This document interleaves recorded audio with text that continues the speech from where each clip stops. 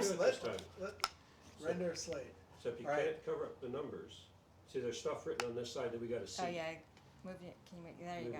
Yeah. You can hold the corner. And then you There say, you go. render Crayton interview, take 6. Well, or it's B-roll, B-roll. take 6. You ready? Okay.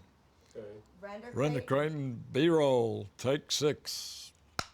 Love it. Now let render do the clapper part. Oh, you do the clapper part. All right. Render Crayton B-roll, take 6.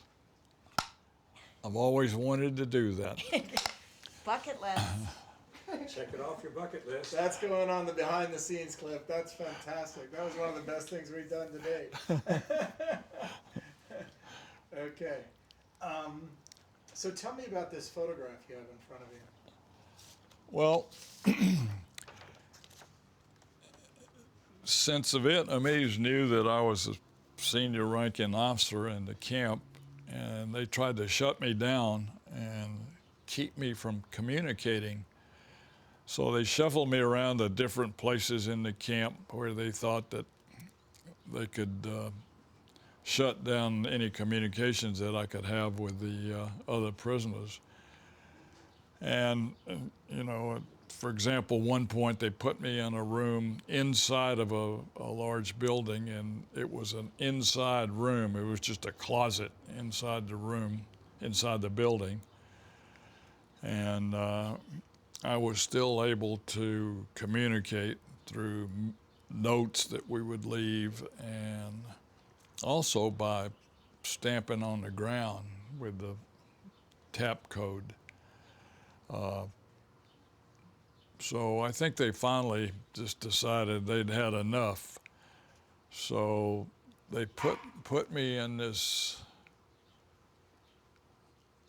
Can you hold it in front of your chest, sir? They put me in what I call the Dutch oven, because this thing had a metal door right here. There were no windows. There was a window in the back, but it was covered up. They'd covered that up, and it was not tall enough inside for you to stand up, so you just had to lie down most of all day long, and or sit down. And it was really hard to communicate. They'd let me out once a week to take a bath, and when I'd do that, I'd look for notes. People would leave me, and I would try to leave them notes. But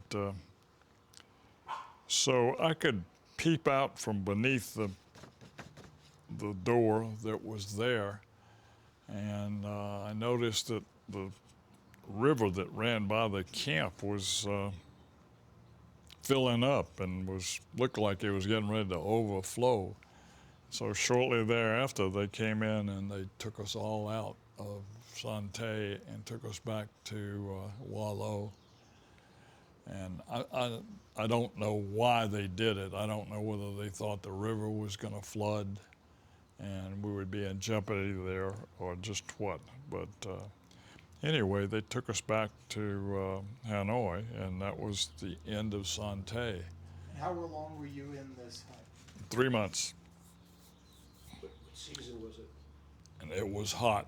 It was, well, it didn't make any difference over there. It was hot.